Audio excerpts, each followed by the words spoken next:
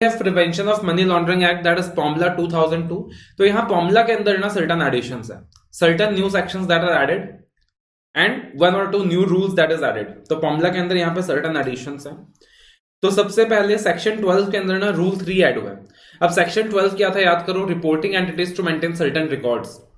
That is the maintenance of records rules 2005। अब इसके अंदर ना रूल 3 ऐड हुआ है। बोला गया कि जो रिपोर्टिंग एंटिटीज हैं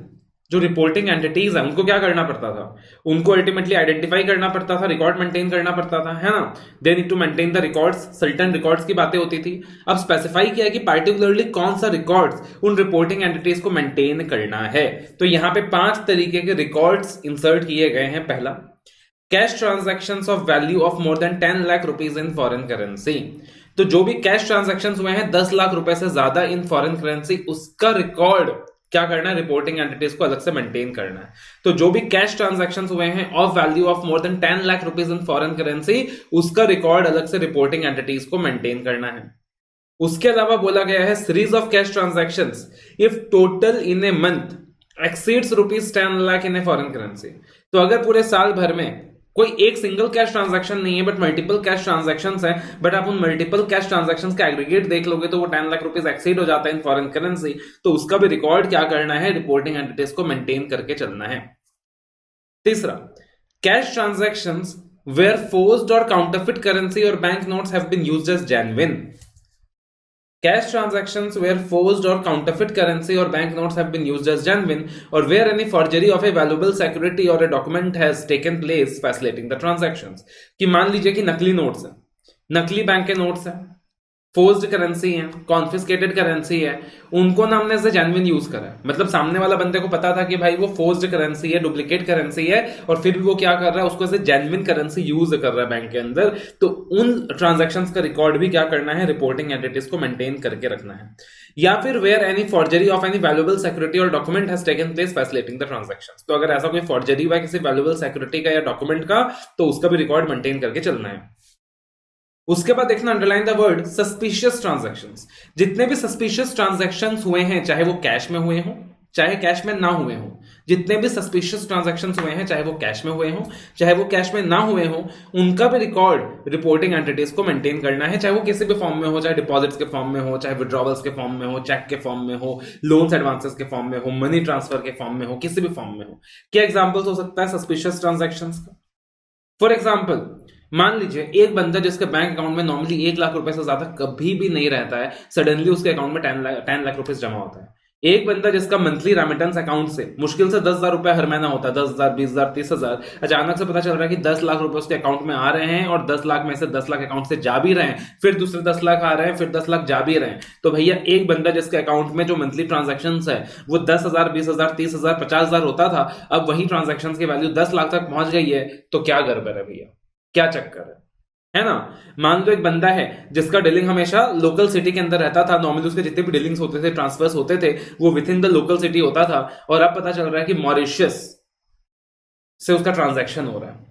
his transaction with the bank is connected with a foreign origin. तो वो भी क्या हो सकता है, सस्पिशियस ट्रांजैक्शन हो सकता है। तो कुछ भी ऐसा जो कॉम्प्लेक्स है, कुछ भी ऐसा जो जस्टिफाइड नहीं लग रहा। एक बंदा क्या कर रहा है यार, पैसा एफडी में लगा रहा है, एफडी से तोड़ रहा है, फिर गोल्ड में लगा रहा है, फिर गोल्ड फिर गोल्ड को रिडीम कर रहा है, फिर पैसा कहीं और लगा रहा है, तो कॉम्प्लेक्स ट्रांजैक्शन का सीरीज क्रिएट कर रहा है, तो सस्पिशियस ट्रांजैक्शन। तो कोई भी अगर ऐसा सस्पिशियस ट्रांजैक्शन है, चाहे वो कैश में हो या नॉन कैश में हो, उसका भी रिकॉर्ड मेंटेन करना है।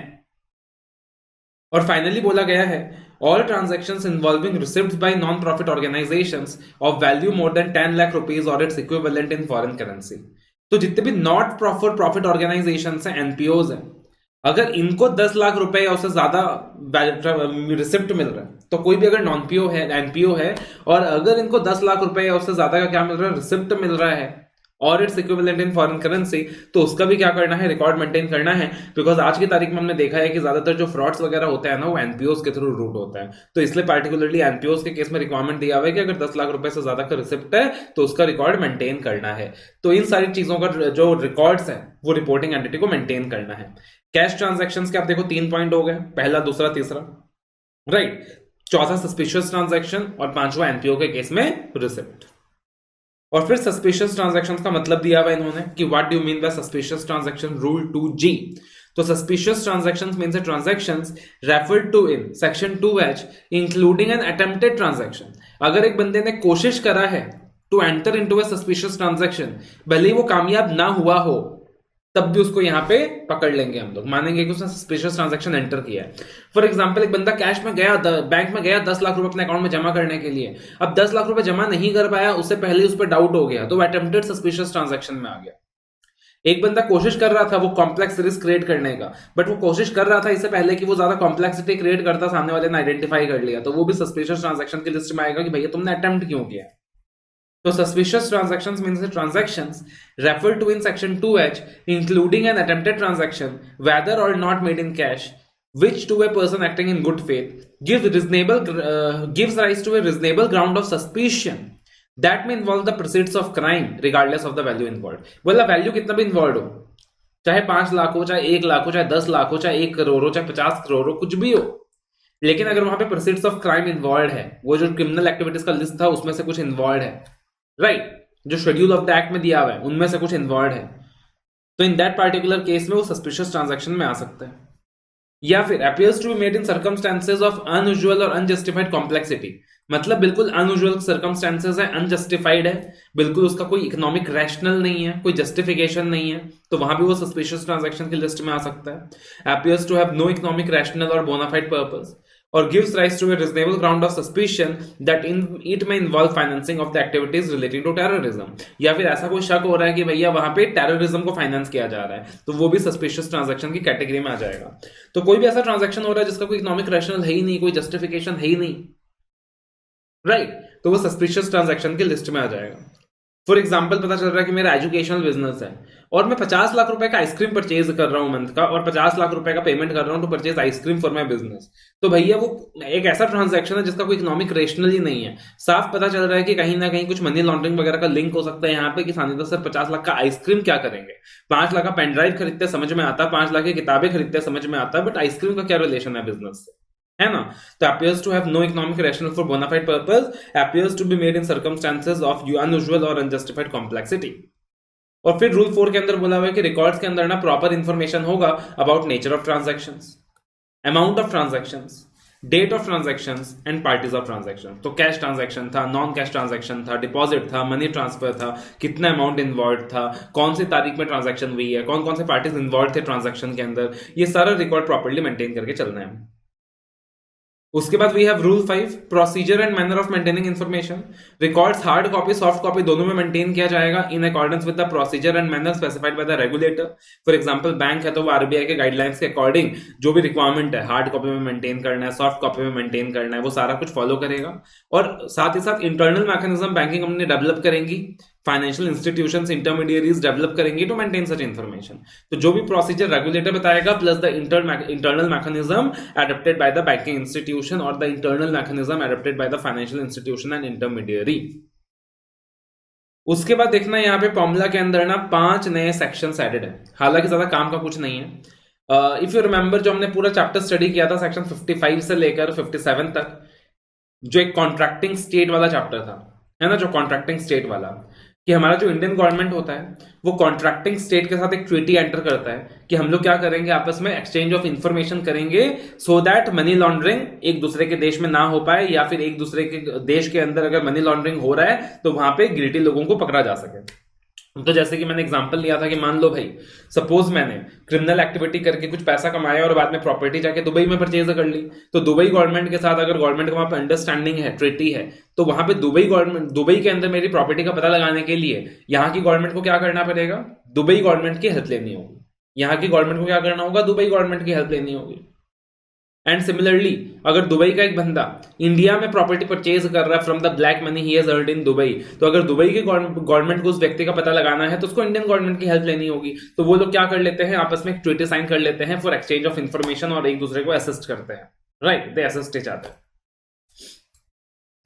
तो उसी के रेफरेंस में यहाँ पे सेक्शन ऐड हुआ है, section 58A, section 58B, section 60, 61, 67, 68। तो सेक्शन 58A क्या है, special court to release the property, special court to release the property where on closure of the criminal case or conclusion of a trial in criminal court outside India, under the corresponding law of any country, such court finds that the offence of money laundering has not taken place or the property in India is not involved in money laundering, the special court may, on application moved by the concerned person or the director after notice to the other party, order release of such property to a person entitled to receive it. क्या मतलब हो गया इसका? Special court to release such property. बोले कि कोई criminal case चल रहा था इंडिया के बाहर, कोई क्रिमिनल केस चल रहा था इंडिया के बाहर, मान लो दुबई के अंदर मेरा एक केस चल रहा था, ठीक है, और दुबई गवर्नमेंट का ये एलिगेशन था वहां पे कि भाई सानिध्य सराफ ने यहाँ पे मुंबई में कोई प्रॉपर्टी परचेज कर रखा है from the black money he has earned in Dubai, right. And accordingly यहाँ पे जो स्पेशल कोर्ट था उसने उस प्रॉपर्टी को कॉन्फिस्केट किया हुआ था, जब्त किया हुआ था, बिकॉज मेरे अगेंस्ट वो केस चल रहा था, कार्रवाई चल रही थी, बट वो कार्रवाई हो गया क्लोज, वो जो ट्रायल है वो हो गया conclude in that criminal court outside India, और ये पाया गया कि मैं दोषी नहीं हूं, और वो जो प्रॉपर्टी है जिसकी बात हो रही थी जो बॉम्बे के अंदर बेस्ड है, जो बॉम्बे के अंदर लोकेटेड है, वो मनी लॉन्ड्रिंग में इन्वॉल्व नहीं है, वो मनी लॉन्ड्रिंग में क्या नहीं है, इन्वॉल्व नहीं है। तो इन दैट पार्टिकुलर सिनेरियो क्या बोला गया है, the special court may, on application moved by the concerned person or the director after notice to the other party, order release of such property to the person entitled to receive it. तो special court क्या करेगा, finally order जारी कर देगा to release such property, कि भाई जिसकी वो प्रॉपर्टी जेन्युइनली है उस बंदे को वो प्रॉपर्टी दोबारा से मिल जाए। तो स्पेशल कोर्ट वहां पे क्या कर देगा, प्रॉपर्टी को रिलीज करने का ऑर्डर दे देगा। उसके बाद we have section 58B, letter of request of a contracting state or authority for confiscation or release the property. Letter of request of a contracting state or authority for confiscation or release the property. तो यहां पे बोला हुआ है कोई trial चल रहा है under the corresponding law of any other country, तो कोई कार्रवाई चल रही है, बट वो कार्रवाई कंक्लूड नहीं हुआ। पहले केस में क्या हुआ था, कार्रवाई कंक्लूड हो गया था और ये डिसाइड हो गया था कि जो प्रॉपर्टी है वो मनी लॉन्ड्रिंग में इन्वॉल्व नहीं है, बट यहां पे कार्रवाई कंप्लीट नहीं हो पाया। क्यों नहीं हो पाया, मे बी अक्यूज्ड की डेथ हो गई, मे बी अक्यूज्ड को प्रोक्लेम्ड ऑफेंडर डिक्लेयर कर दिया गया, या किसी भी दूसरे वजह से उस कार्रवाई को कंप्लीट नहीं किया जा सका था, conclusions could not be completed. तो in that particular scenario, depending upon the progress of the case, depending upon the facts and circumstances, we don't know कि जब व्यक्ति का डेथ हुआ तो वो केस कहां खड़ा है। जब उस व्यक्ति का डेथ हुआ उस स्टेज के अंदर ऐसा भी लग सकता है कि यार वो जो प्रॉपर्टी है वो मनी लॉन्ड्रिंग में इन्वॉल्व नहीं है, प्रॉपर्टी को रिलीज कर देना चाहिए, या ऐसा भी लग सकता है कि भाई ये जो प्रॉपर्टी है ये मनी लॉन्ड्रिंग में इन्वॉल्व है, इसको कॉन्फिस्केट कर देना चाहिए, है ना। तो यहां पे क्या होने वाला है कि जो कॉन्ट्रैक्टिंग स्टेट है ना, वहां से लेटर ऑफ रिक्वेस्ट मिलेगा सेंट्रल गवर्नमेंट को। जो कॉन्ट्रैक्टिंग स्टेट है, contracting state letter of request देगा सेंट्रल गवर्नमेंट को। कॉन्ट्रैक्टिंग स्टेट कभी भी यहाँ के स्पेशल कोर्ट को डायरेक्टली लेटर नहीं दे सकता, वो क्या करेगा, सेंट्रल गवर्नमेंट को हमेशा लेटर देगा, राइट, क्योंकि उसका जो कॉन्ट्रैक्ट है वो सेंट्रल गवर्नमेंट के साथ है। फिर सेंट्रल गवर्नमेंट उस लेटर को डायरेक्टर को फॉरवर्ड करेगा और फिर डायरेक्टर उस एप्लीकेशन को स्पेशल कोर्ट को फॉरवर्ड करेगा और फाइनल पार हमेशा स्पेशल कोर्ट एक्साइज करेगा। तो जो प्रोसेस है वो हमेशा यही चलता है कि सबसे पहले कॉन्ट्रैक्टिंग स्टेट आता है, कॉन्ट्रैक्टिंग स्टेट यहां पे क्या करता है, लेटर ऑफ रिक्वेस्ट देता है सेंट्रल गवर्नमेंट को, फिर सेंट्रल गवर्नमेंट क्या करता है, एप्लीकेशन फॉरवर्ड करता है डायरेक्टर को, फिर जो डायरेक्टर है, डायरेक्टर क्या करता है, उस चीज को फॉरवर्ड करता है स्पेशल कोर्ट को, और फाइनली स्पेशल कोर्ट जो है, फाइनली जो स्पेशल कोर्ट है, स्पेशल कोर्ट क्या करता है, ऑर्डर्स देता है। स्पेशल कोर्ट क्या करता है, ऑर्डर्स देता है। तो यहां पे यही वाली चीज होने वाली है कि जो भी यहाँ पे कॉन्ट्रैक्टिंग स्टेट है वो लेटर ऑफ रिक्वेस्ट देगा सेंट्रल गवर्नमेंट को, सेंट्रल गवर्नमेंट फॉरवर्ड करेगा डायरेक्टर को, और डायरेक्टर के थ्रू आएगा स्पेशल कोर्ट के पास, और स्पेशल कोर्ट फाइनली क्या करेगा, एप्रोप्रिएट ऑर्डर पास करेगा कि प्रॉपर्टी को कॉन्फिस्केट करना है या प्रॉपर्टी को रिलीज कर देना है based on the facts and circumstances of the case. तो सेक्शन 58B इज कि वो जो ट्रायल है वो कंक्लूड नहीं हो पाया क्योंकि अक्यूज्ड की डेथ हो गई या फिर अक्यूज्ड को प्रोक्लेम्ड ऑफेंडर मान लिया गया। उसके बाद वी हैव सेक्शन 60, अच्छा सेक्शन है, attachment, seizure and confiscation etcetera of a property in a contracting state. तो यहां पे क्या हुआ है, attachment, seizure and confiscation etcetera of a property in a contracting state, कि जो प्रॉपर्टी कॉन्ट्रैक्टिंग स्टेट के अंदर है उसको अटैच करने का ऑर्डर पास किया जा रहा है, सीज करने का ऑर्डर पास किया जा रहा है, नाम से पता चल रहा है। तो order for execution of letter of request where the director has made an order for attachment of any property under section 5 or freezing under section 17 subsection 1A,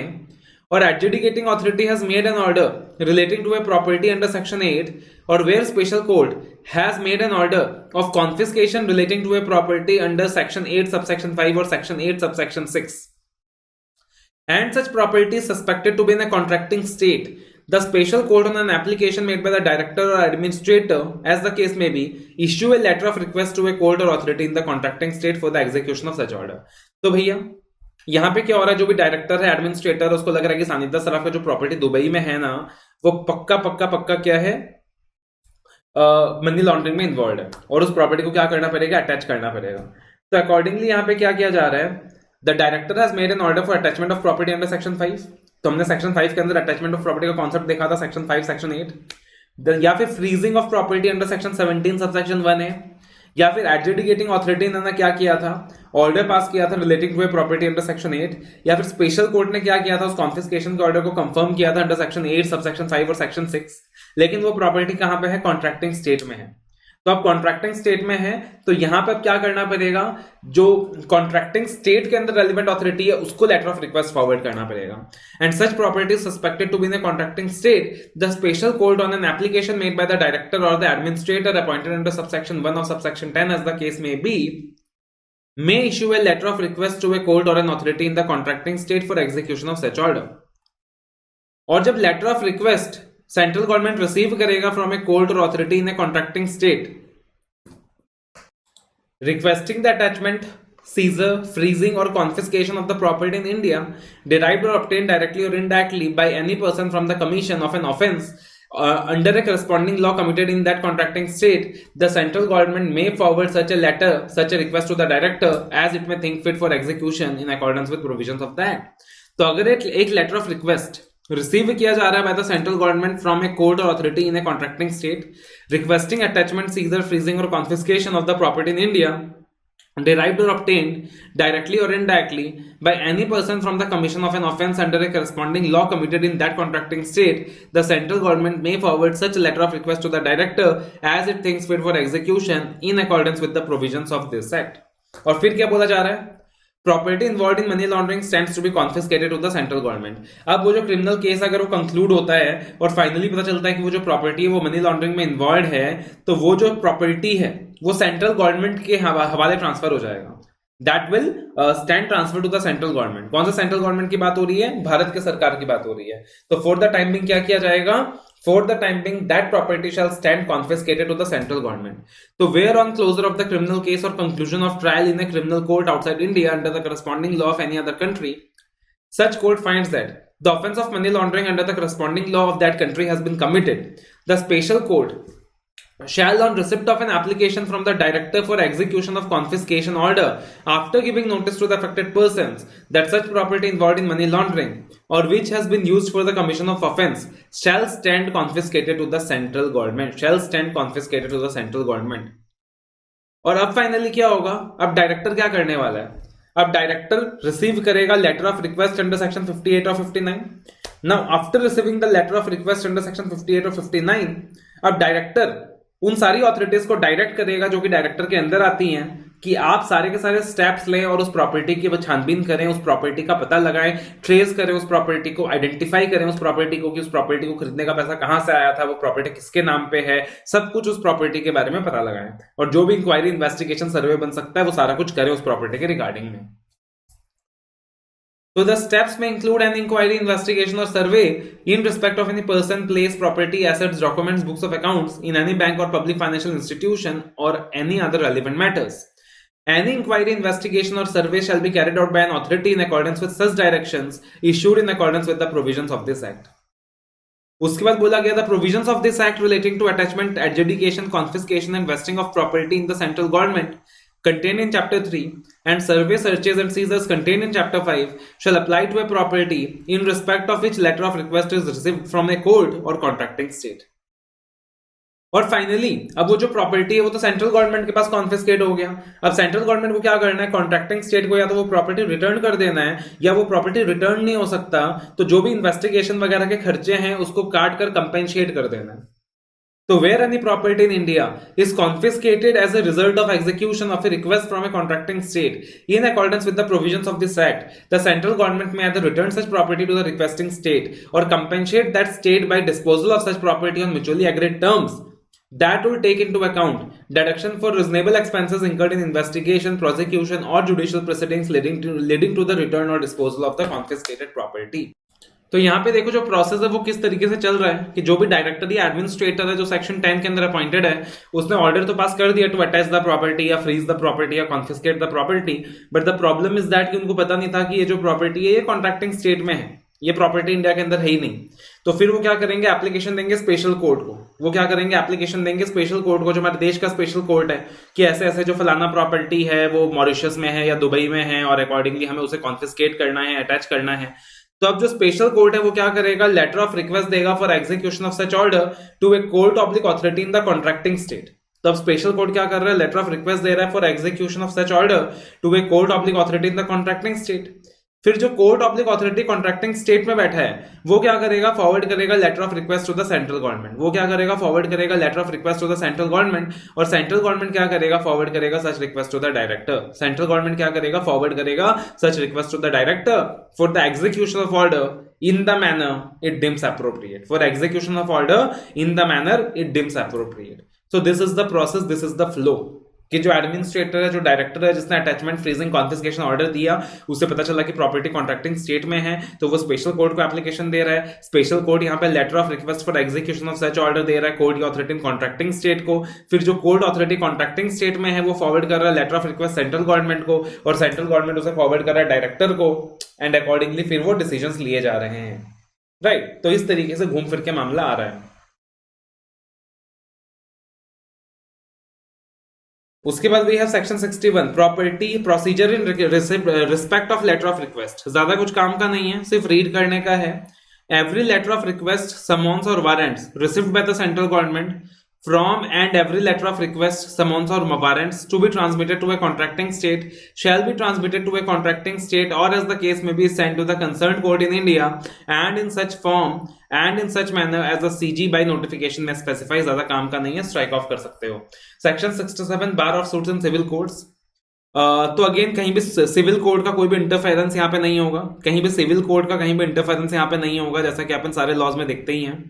section 68 notice etcetera not to be invalid on certain grounds.